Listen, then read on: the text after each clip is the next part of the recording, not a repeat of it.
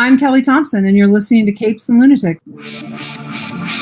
Hello, everyone, and welcome. It's been a while since we did a Capes and Lunatics Creator Corner, but got another big one here. So big, everyone had to join me. It's me, Phil. Lilith is here. Say hi, Lilith. Hey, Lilith. And Charlie said he had to be here, so. I did. Hey-o, it's Charlie the Professor. And why did everyone have to be here? Because once again, joining us once again is big Marvel writer, Kelly Thompson. Hello, Kelly. Hi, guys. Thanks for having me. I know I talked to you once before, but I mean, we'll start off with what's already come. I read the Rogue and Gambit miniseries, and I was like, oh, man, I hope I get to talk to her again one day, because this book is good. Thank you. Thank you so much. Well, I know you said last time that you were a big X-Men fan, especially like the animated series from the 90s. It showed in a good way. Yeah, I definitely didn't hide my loves in Rogue and Gambit. I was like, oh, look, someone will let me show what I'm super geeky about, so I'll just do it as hard as I can do it. So that's how you get Rogue and Gambit. I was really lucky with that book.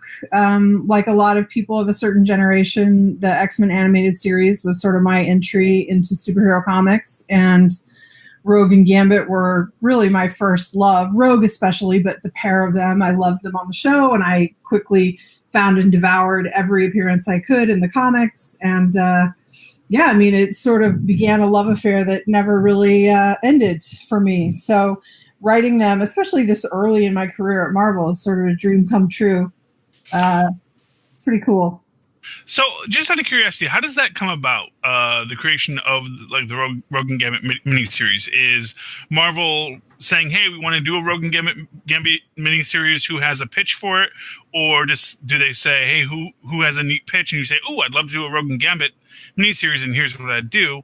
How does that all play out at the in the office? Well, I think the truth is it can happen both ways. It happens any number of ways, I suppose. In this specific case, I had been brought in to write a different book, and then that did not work out. That book sort of went ahead, but I basically bowed out. Flash was fired. I mean, no one fired me, but, you know, it was like it's hard not to feel like you're fired when everyone's like, this is not working out. But it was like one of those things where you're having a great conversation with editors and higher ups where everyone's like, this is just not really working, but we don't want you to feel bad about that. And what do you want to do? Like, what are the things you're interested in? And so I rattled off a handful of things that I was interested in, one of which was Rogue and Gambit. And they mentioned in that first call, like, oh, well, we've been planning to maybe do something with them, so we'll basically put you at the head of the line kind of thing. So then I did a pitch for it, and it was the better situation you find yourself in the more pitching you do and the more you build your relationship with a publisher, where I wasn't really competing against other people for it. It was sort of like mine to lose. So they wanted me to do it. They weren't talking to other people, and only if I screwed it up were they going to not give it to me. I then proceeded to try to screw it up because that's how you do these things. My editor and I, Darren, had talked about, he's obviously a big X-Men fan, but he didn't have anywhere near the sort of crazy fan knowledge of Rogue and Gambit that I did. And our first conversation, we were sort of talking broad strokes about what it should be. And it was like, oh, yeah, make it like a fun adventure, maybe a little heist in there. It should be sort of like a comedy, a rom-com, adventure thing. And I was like, okay, yeah. I was like, that's what I want too. And it was what I wanted. It was what I thought I should do. But then I went out and I reread and read new stuff too, but reread all the old stuff. And I was like, I can't just do just a little light rom-com adventure story. Like, there's too much here. Like, there's a chance if we do it that way, it's just going to feel like everything else that's already happened. And I think it's going to retread stuff. And this needs to be like ground shaking for these characters and like put them on a new path, whether that keeps them together or breaks them up. And so I turned in this crazy pitch that was more like Moonlighting meets Eternal Sunshine of the Spotless Mind kind of thing. And Darren was like, what happened?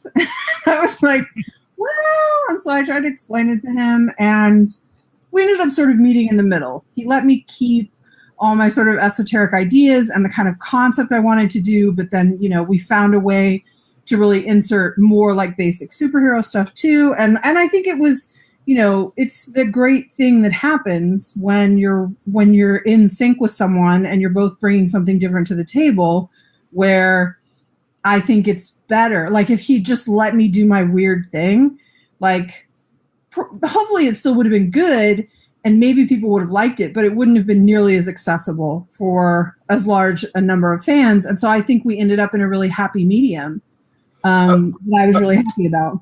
Yeah, I think it was a good balance of like new readers could jump in, well, like old time fans and new readers. It kind of like you could tell you did your homework, and it sets up like their whole history. You get like the big moments, and like I hadn't even thought of this. I read the books back in the day, and I'm like, oh yeah, the first time they met, like the Shadow King was involved.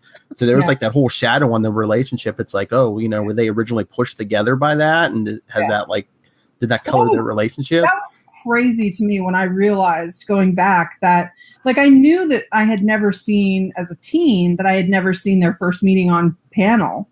Like it had never happened, but I just assumed in some of the stories between then and now that someone had done it because it's too good to like not go in there. And when I realized that nobody had done it, I was like, oh, well, that's the first thing I'll do. I'm going to decide how they met. Like that's, item number 1 to check off on the bucket list there. So, yeah. Were there any mandates from like the higher ups about what you could and couldn't do for the story? Not really. I mean, I think there was a thing where, Perich started turning in, like, they looked very sexy, and I just started writing it really sexy, which I never really thought of as being my forte before. I never really thought I was very good at romance, but it was just like he would draw them really hot. Like, he did that first kiss. And I was like, oh my God. I was like, well, I've got to write more of that. And like, it sort of got away from me. And issue 3, I remember I was like, I don't know if they're going to go for this, but I'm just going to try it. And like, nobody stopped me. I don't know if nobody was watching or what. It's the Power Girl story. It slid through. So I think there was a directive early on, about we were leaving it sort of loose because we didn't know if they were going to be together or apart at the end. And we decided pretty early, but when I first did the pitch, we had it open-ended to be so that we could pivot to whichever direction we felt we should go. Has there been any word if there's going to be more of like maybe like more of like the team up book, or because from the letters page and everything I saw, it looked like the response was good, but I was even thinking, let's get like Rogue and Gambit like leading maybe an X-Force team or something. Because when does this air, or is this live? I never know. We're kind of live. We're live now, and it'll hit the podcast in a couple minutes. Can't answer. Okay. Fair enough. Okay. But if you got answers it for us right there. Yeah, sorry. No spoilers. It's okay. So something. Okay. Yeah, maybe something is going to happen. And we had a really great fan response. I think our sales numbers, miniseries never do as well as you hope they're going to do for whatever reason. I don't really understand that sort of comic book mindset. I love a self-contained great story. I always think that's really great. But for whatever reason, it just doesn't sort of hit the same way for comic readers. And so I think nobody loved the way our numbers look, but the critical response and the fan response and like the social media, it was really huge. And I think Marvel was really impressed with it. So I was always very encouraged that as we were going along, and they just really liked the book, which, is a thing. Sales numbers be damned. When they have something they like, they try to be really supportive of it. And I really felt that for the book and the characters. So isn't that kind of a similar story with what happened with the Power Ranger Pink 6 issue limited series? Like, I'm a huge Power Rangers fan, so like that's why I'm rocking the shirt. And I really enjoyed that series. Like, wow. Yeah, I think that was definitely the main series was doing really well, and it was getting this incredible response. And so they were looking at doing spin-off series, and Pink was the first one they were really interested in.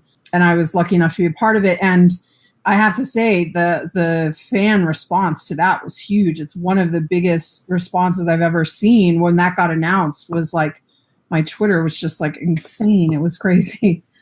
People love their characters, man. They get really attached.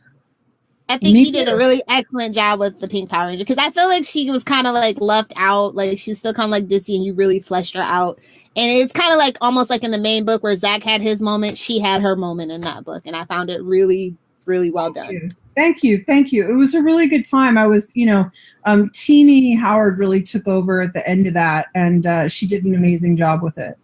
But we were pretty, when Brendan and I first put that story together, we were pretty excited about all the cool stuff we thought we could do with Kimberly, and it's pretty cool. It was. Now, I'm glad you liked it.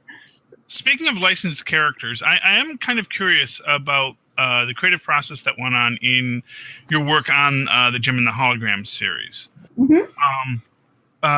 Because of course this is a character with an established canon, and then there's a new canon from the movie that's coming in, and you're creating your own sort of needle threading of these ideas. How do you make that happen?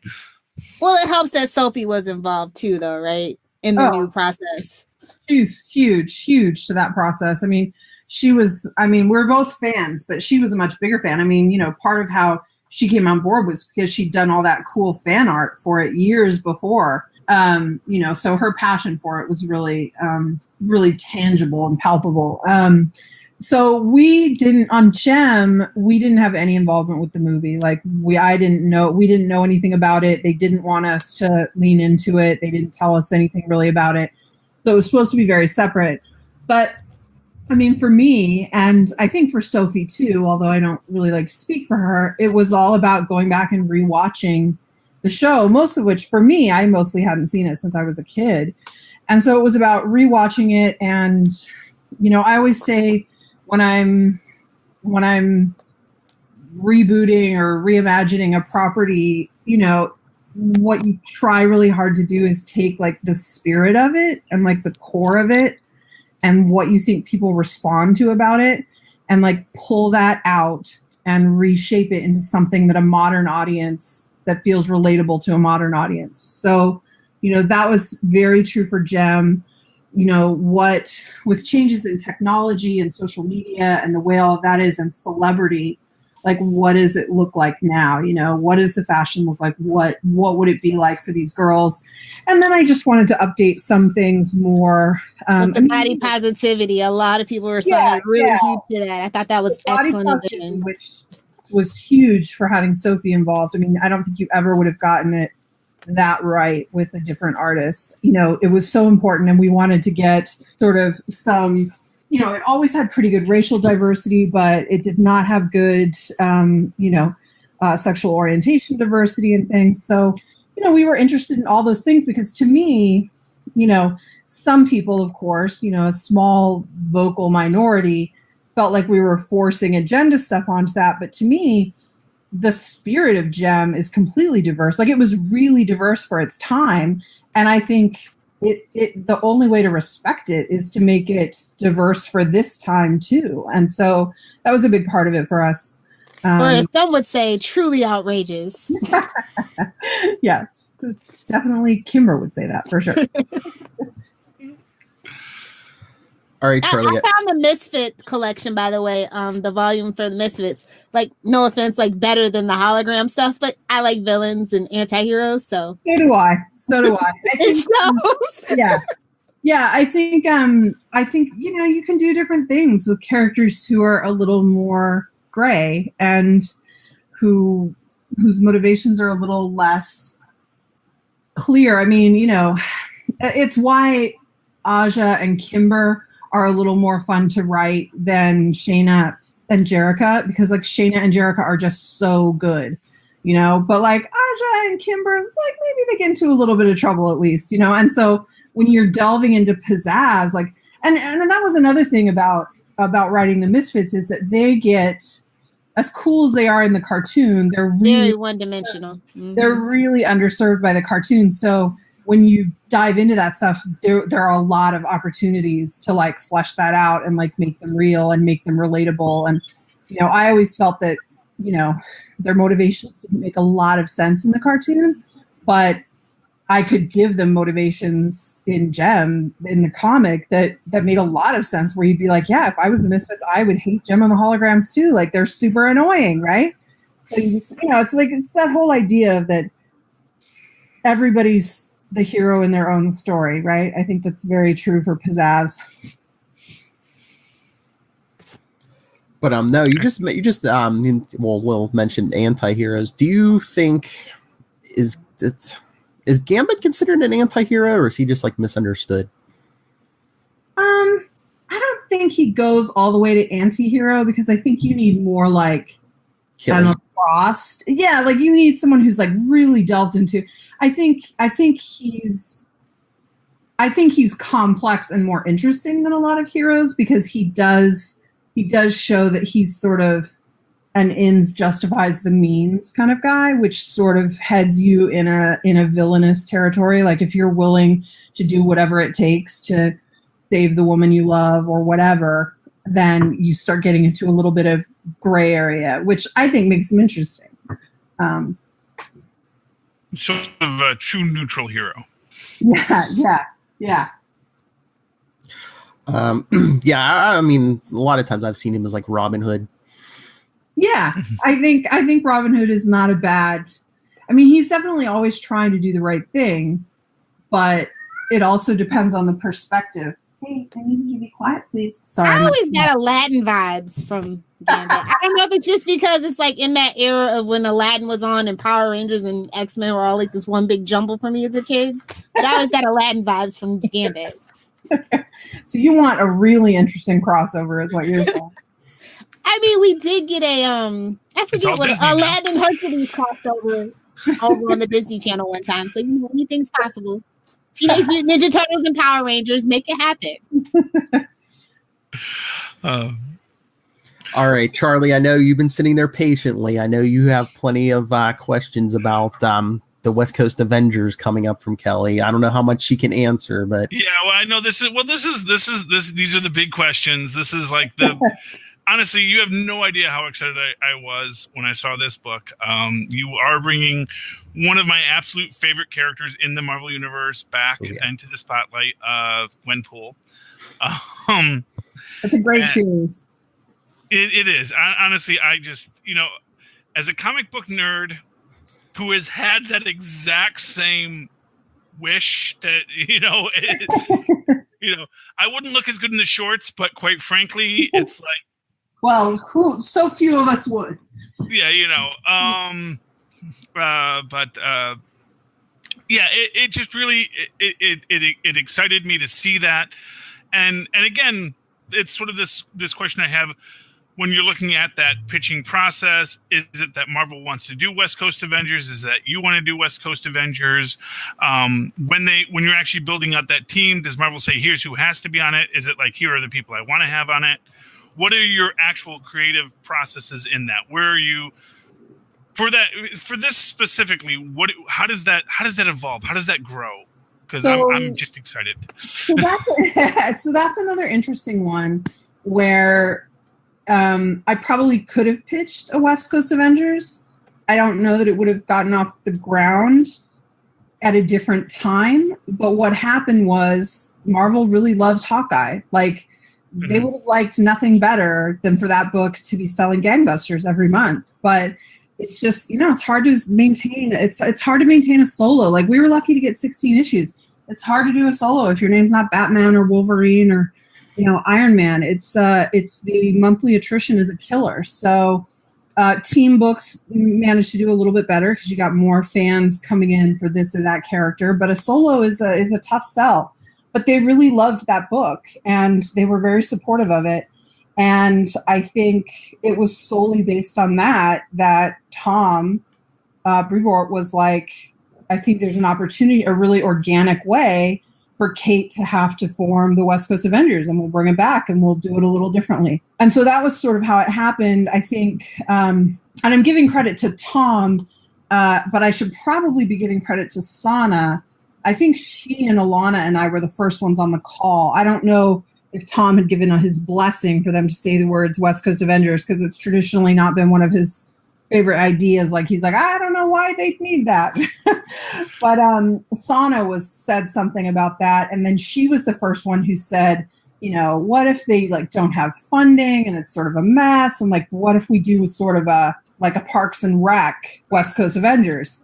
And I was like, now that I'm interested in. Like, that really fits with Kate. That really fits with my comedy style and the sort of stuff I want to write. And so then it came down to us fighting about the cast, which was a lot of fighting. Like, for example, I did not want Gwenpool, not because I don't like her. I think she's a great character. But if you read her book, doesn't necessarily fit as a cog into a team whole. Sounds sort of naughty now that I'm saying it, but you know what I mean? It's like that series is sort of really brilliant and groundbreaking. It plays with form. It's a very specific thing, and fitting that into an ensemble superhero book is hard. So I was afraid of that. And is it like the whole fourth wall breaking thing? Yeah, that's a problem. It's also a problem because, you know, I really want it to be a true ensemble book, but, you know, if you've read Hawkeye, you know that Kate is like, she has a very strong voice and a very strong personality. There's a lot of sass going on. Mm-hmm.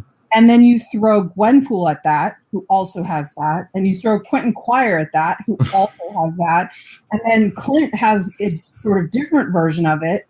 And then, you know, Johnny and America are a little less like, hello, look at me, pay attention to me. But, you know, still, that's a lot of drama to have 4 characters who are sort of like that.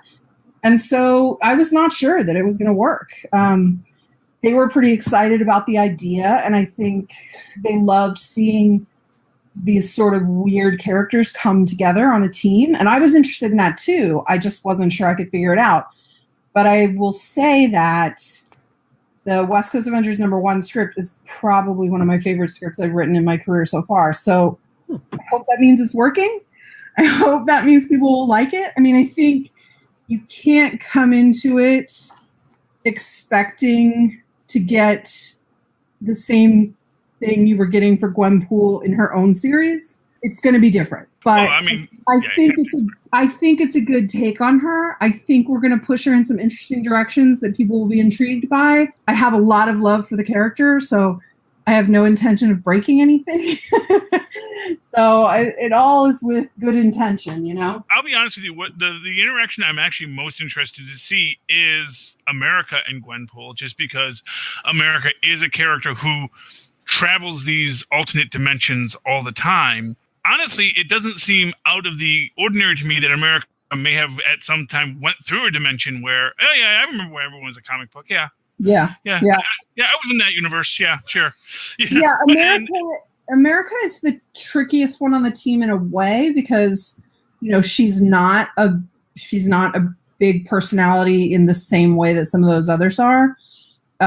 Certainly not the way I write her. She's a little more big action, not a lot of talk kind of thing. Mm-hmm. And so it's important that she doesn't get lost. I think I found a way to integrate her that really makes sense. And we're going to be pushing on that a little bit. Why she's there and why she would be there. You know, she's been on the Ultimates. She's done some really big stuff. So to suddenly be on the new no budget West Coast Avengers is sort of an interesting choice for her. So they're all sort of there with their own thing that they need from it, you know? And I hope that's going to be interesting for people. It's great having America and Kate sort of back on a team. I mean, you know, the funny thing is that I think that Karen Gillan and Jamie McKelvey did like an amazing job sort of low key developing their friendship. But when you go back and read that Young Avengers, you know, they bond through just being on the page together a lot. You don't actually get a ton of them interacting. And a lot of what's happened with the Kate and America friendship is that fans have just, including myself, we just sort of build it up. Like we took this little grain that was offered to us, and then we've sort of ballooned it into this amazing best friendship of all time. And so it's sort of fun to play with that now, where part of the reality of them is just the perception fans have of who they are. It's sort of interesting. I'm having a good time. I love the script for number 2 too. I'm never as impressed. A number 1 is always the hardest. So I was happier with that, but I'm really loving how it's coming together. Like, you mash these things together and you're anxious about it and you're not sure it's going to work. And then when they do work, it's sort of magical feeling, Mm-hmm. So you said they don't have the funding of the Avengers. They're sort of on their own. Which is how the reality show element comes into play, which we're not really, there was a lot of people freaking out about like, oh, it's going to be like New Warriors and that ended so badly. And it's nothing like New Warriors, no disrespect to New Warriors. It's just they're mostly, think more Parks and Rec. You're getting the confessional element, which I think is the best part of it, the best part of the reality angle. And you sort of know they're there, and it's sort of a plot point that's going to land on their head at some point, but they're not like engaging on panel with the camera crew in like a big way and everything. It's very different than the way New Warriors works. So, and like the rest of the team. Oh, go ahead, Charlie. So basically, everyone's going to be breaking the fourth wall, so no one's going to think it's odd when Gwenpool does it. Yes and no. Yes. It's like, why are you doing a confessional? There's nobody there. Like, yes. So, yeah. It's interesting. But no, I was going to mention the rest of the team are these young heroes. But what's Clint Barton's role in this? He's sort of mentoring. I mean, he sort of tells Kate she was right and she does need to form a team. And Kate's very much like, you do it. And he's like, I don't even live here. And she's like, oh my God, now I have to do it. And she's like, but you have to help me. And so he's basically there helping her. I mean, he's the namesake. So, I mean, we tried to keep him, quote, part-time, also so that he's free to like do other stuff and be available for other books and things.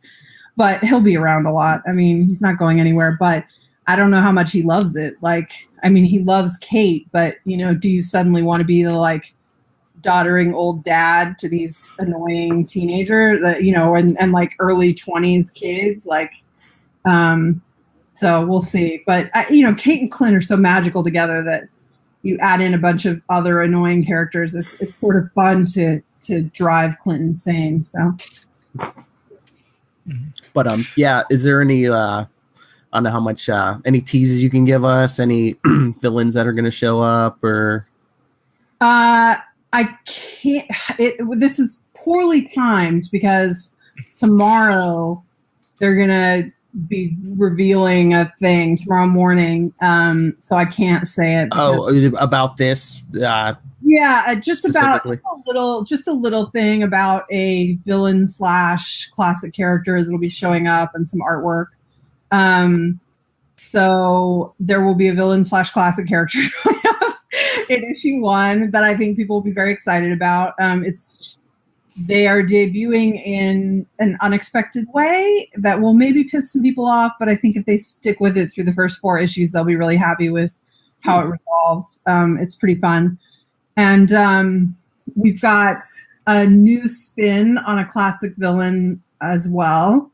And there will definitely be, Kate's boyfriend is in this team, but there will also be another relationship sort of developing that I think is going to be really fun. So those are our teases. Very good. You sound really busy, but do you have any other projects in the pipeline? I do. One thing looks like it's going to get announced this week. That's for an ongoing. And then I've got another ongoing being announced, I think at SDCC in July. Can you say what studios or no? What's that? Is it Boom Studio? Anything from Boom Studios? No, it's all Marvel. All this stuff is Marvel. Yeah. And then there's another thing I'm working on. I'm not sure when they're going to announce that though. So yeah, I've got a lot of stuff. And then Nancy Drew just debuted last week. So that's 5 issues.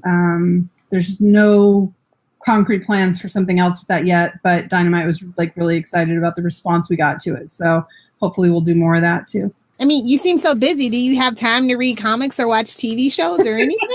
I make time for comics and TV shows, and that's about it. So yeah, there's sleeping, comics, TV, and writing. That's about it. Well, as a fan, what are your favorite comics and TV shows right now? For TV, I just was hearing everyone talk about Killing Eve, and so I've been powering through that. I've watched like 6 episodes in 2 days. It's great. We haven't started our Westworld binge yet, so we're behind on that, but I love that. We're watching Billions right now. We're about to finish that out. I love Magicians. Yeah, such great taste. I like all this stuff. For comics, yeah, we watch a lot of TV. I mean, Jessica Jones season 2, so good. We watch a lot of really good TV, which I'd like to feel guilty about, but it's also high quality. Like, how can you feel bad about it? So comics, I really, because my time is limited, I do end up I have to keep up with Marvel stuff, not because they make you, but just because your best bet at pitching good stories and telling good stories is to know as much as you can of what other people are doing. So it's a really tough job to stay on top of as much as I can with the Marvel comics. But I also love Lazarus and Bitch Planet, and Saga, of course, is still good after all these years. And the new series Skyward, have you guys seen that? Really good, from Image. It's only 2 issues out, but really interesting. You should check it out. I love X-Men Red. Tom Taylor's X-Men Red is so fun. I'm excited to check out Mariko Tamaki's a new X-23 book, although I'm very bummed about the name situation. I'm loving Tom King's Batman, and Mr. Miracle is one of my favorite books. So good. Oh yeah, Tom King's killing it. No, I'm Batman. I just picked up Mr. Miracle the other day, and I didn't think I'd love that as much as I do, and I do. He's I'm a little angry at Tom King because not that I'll ever get a chance to write Batman necessarily, but he's definitely doing like a lot of the stories I would have wanted to do. So he just got there too soon, and now I'll never be able to do them. Like just the stuff with Catwoman and the wedding. That, not the wedding so much. I mean, yes, that's great, but I just mean the relationship and like how, I mean, the double date issues with Superman and Lois. Yeah. That was like my favorite comics I've read in a decade. They were so good. I loved them. They were so fun. Oh, but something you mentioned, I'm sure you can't confirm this, but I'm thinking I have an idea of what one of those upcoming Marvel books you were working on is. I'm pretty sure they mentioned that they were getting a female writer for Jessica Jones now that Brian Michael Bendis was gone. I heard that too. I don't know. Oh, okay. There's a lot of female writers out there, though. That's true, but I mean, you're a Marvel writer right now, so. I am. I don't know. Could be. I see a lot of people saying it should be me, which is very flattering. Well, I think we mentioned last time there are a little bit of similarities between Jessica Jones and Kate Bishop, the female detective, and I mean, you wrote Jessica in an issue of Kate's Hawkeye series. Two issues. It was so fun. I think that Jessica and Kate, when you're doing Kate as the detective, as we were. There's so much overlap, but the differences are so interesting to me about like the way they approach things and their like outlook on life and everything. Their sort of internal voice. So it was really fun to sort of pair them up in that environment. But I will not try to hide it. Detective stories are my favorite stories. It's one of the reasons my pitch for Kate Bishop was to take her back to the PI thing. I even when I did a middle grade book, it was Mega Princess, and it's like a kid who wants to be a detective instead of a princess and tries to find her brother when he's kidnapped. So it's the place that I like, and Nancy Drew too. I mean, it's just, I keep going back to these wells because I love detective stories. Oh, they need to give you a shot on Batman then. I agree. Let's start a letter writing campaign. Because I know me and Lilith, we love the when Batman's they actually do detective stories with Batman. Yes.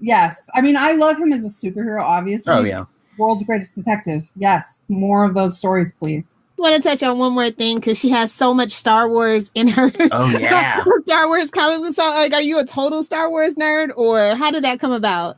I think I'm definitely not as deep as some people are because, I mean, like, I haven't read all the novels and, It's okay. They're not canon anymore, thanks to Disney. No worries. Right. Very disappointing to a lot of people I know. But, I mean, I love the films, and I've loved them since I was a child, and I love them now, and I never get tired of them. And, I mean, listen, I don't make Rogue and Gambit as Leia and Han Solo jokes for nothing. I'm definitely, it's a place I go back to for my geek touchstone for sure. Did you see Solo yet? I haven't yet. I hurt my knee, so I've been sort of laid up. But writing Phasma was pretty scary because she's just a really tough character, and they were like, "Oh yeah, no interior narration," and you're like, "Wait, what?" What? We're talking about a character that doesn't like to speak, that never shows her face, and you don't want us in her head. And I was like, I'm going to have to kill myself now. But it turned out to be a great thing. Like, it was so smart that they didn't want to be in her head, and I think that was the right call. One of those great lessons that you bump into very unpleasantly over and over again, where someone putting restrictions on you or telling you no can often lead to a much better thing. Well, with the Star Wars thing, since it is like they come from these live action movies and stuff, do they give you notes about who each character is, or is it just, or are there notes like, don't do this, don't do that? There's very much a pitch process where, you're running your stuff through Marvel, and then Marvel is sending it, Marvel decides they approve it, and then they send it up the chain to see what notes you get from Lucasfilm. They give you, I had for Phasma, it was different for the Star Wars Annual versus Phasma. For the Star Wars Annual, it wasn't as high profile. It wasn't as big a story. So it was more like they approved a pitch, and then they approved the characters I created, and that was sort of it. And we just went from there. With Phasma, there was definitely like a conference call where they were telling us, what they could tell us about the movie that was coming out, and where the character could start and where she definitely needed to end up. And then it was up to me sort of how to get her there. There was a thing, I wanted to start the first book with doing sort of a reimagining of the garbage chute scene, with Phasma kind of taking a very different approach to the way Han and Leia and Luke do in, New Hope. But they didn't want that. And I was really surprised by that, because I thought Star Wars loves to like go back to the hoop, right? They love to show you a similar thing that we all know, but like recontextualized. So I was really surprised, but they just felt it was going to be too similar. And so I was like, well, fine, she'll just blow it open in page 1 and we'll just start there. So yeah, so you always bump into strange things. So we had a couple conference calls, and then I also got a couple huge PDFs full of like new movie information so that I could look at guns and armor and all sorts of things. So it's pretty fun. Yeah. So I thought you did a great job with them, though. Like, I'm a little bit of a Star Wars nerd, but I only believe in the first 3 movies. So, I mean, I haven't rewatched 1 through 3 since I saw them the first time, however long ago that was. So 4, 5, and 6 are certainly where my heart is. And I think the new movies are really interesting. I don't feel the same way about them, but that's probably just my age. I don't feel exactly that I did when I was a kid. So, but thank you. It was tricky. Phasma was very different than everything else I'd written at that point. So it was a bit of a challenge, but I ended up really enjoying it. Now, Lilith had made mention about how a lot of what was the chaotic canon of Star Wars has been thrown out by Disney, and of course, but now what you're creating now actually is the real official canon. So the things you're putting on the page, this, for many nerds, you're basically writing the Bible. Does that ever strike you when you're writing this, that, you know, there's people that are going to take this way too seriously? Yes. And you basically just can't think about it. It freaks me out way too much. I definitely, you know, I got a little taste of it when I did the Star Wars Annual, and I got to create new characters, specifically Pash and Devane and her robot Bruce. And it was one of those things where you're like, you're working away, and then all of a sudden you're like, holy shit, I'm creating a Star Wars canon Star Wars character. That's insane. I can't believe I've tricked anyone into letting me do this. Just keep your head down. That's the nerd goal. Well, they don't notice. And in case you only get one shot at it, it should obviously be a huge muscled chick who likes to hit people with bricks. Like, that's it. Just do it.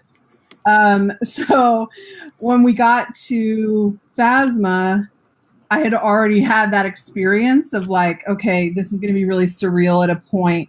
But I mean, honestly, you really can't think about it, or you psych yourself out. It's sort of like, if you look at it, it's like looking at the sun and then you're fucked. I don't know if I'm allowed to say that, but you know, so you just have to not look at it and just go about your business. Otherwise you get too psyched out, you know? I mean, you could say that about any of your stuff. I mean, the Marvel stuff certainly. Yeah, working on, like, say, Captain Marvel at the time that you did, where it's like this really huge resurgence and a lot of interest in the character, and you were working with, you know, Kelly Sue. So yeah, that was totally intimidating. But at least I felt like she sort of had me, you know, like I knew how good she was, and I was like, well, if I screw this up, she can save us, you know. I thought you two worked really wonderfully well together. Like, I don't even like a lot of Captain Marvel stuff, but I did actually go out of my way to pick it up, and it was really good. Thank you. That means a lot. I think but there's definitely, you know, you're right, where there's a thing where that happens. I mean, after the Hawkeye pitch sort of got picked up and we were going to do it, I sat down and I was like, I'm an idiot. Like, why would I try to follow up like the quintessential Hawkeye run by Fraction and Aja? Why would I do that to myself? And it worked out okay, thank God.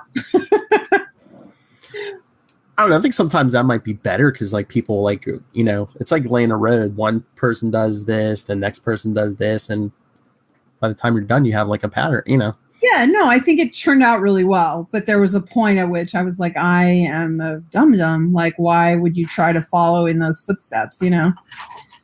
Oh, are you like a huge Hawkeye nerd, or?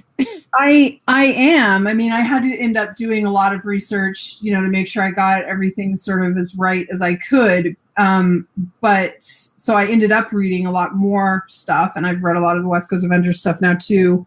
This is the stuff that I hadn't read originally.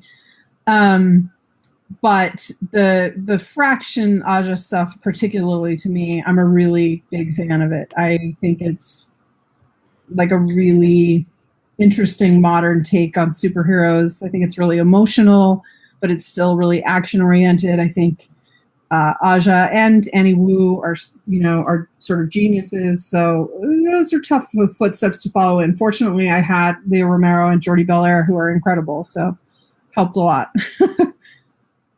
No, and I mean, your work is great because, like, when I read that Kate Bishop Hawkeye stuff, I'm like, yes, this is the character from that series. And, you know, it's not like, you know, some people might be like, oh, this character seems kind of different. But no, I mean.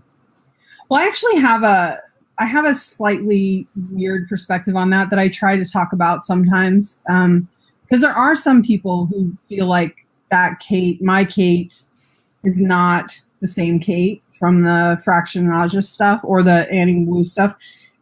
But they seem hung up on the Aja stuff. And my take on it is because the stuff where she seems more perfect and serious, that's drawn by David Aja, to me, that's how Clint views Kate. Mm-hmm. And then when she's in LA and it's the Annie Wu stuff where she's a little goofier and out of pocket, that's more how Kate views herself. And so since our book was in her perspective, really, that was sort of, we tapped a little more into that. I sort of love how Clint, you know, sees her as so much better than him. But I don't think Kate really sees it that way, you know. And so she's very aware of herself being a work in progress that screws up as much as she gets right, you know. So anyway, so that's sort of my take on the fraction moulage stuff, and what I decided to do for our stuff and how I approached it. So everyone, if you haven't read Rogue and Gambit, go pick it up. Pick it up. Pick up everything, but especially go out and pick up West Coast Avengers #1. When is it's August, right? August for that, and Rogue and Gambit trade will be out in July. It's exciting. And if you like Power Rangers, pick up the pink. Power Rangers Pink is out there. Thank you so much for joining us. Yes, thank you so much, Kelly. We really appreciate it. I appreciate it. Take care.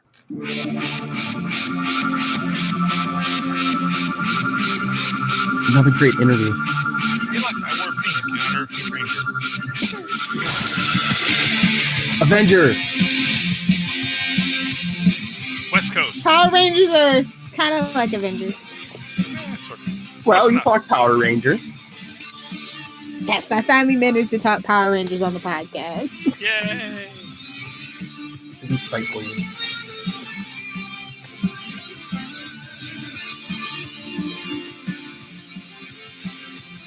Are we gonna say goodbye? Are we gonna say our names? Nah. Oh, I mean, we won't. I mean, it's. Oh, I mean, Am I gonna sing Nobody's watching. Everybody's here for Kelly. Come on. Oh, okay. Capes Well, and then, we've been. Capes and Lunatics at gmail.com. Voicemail 614-382-2737. Your creator. Come join us. See how much fun we have.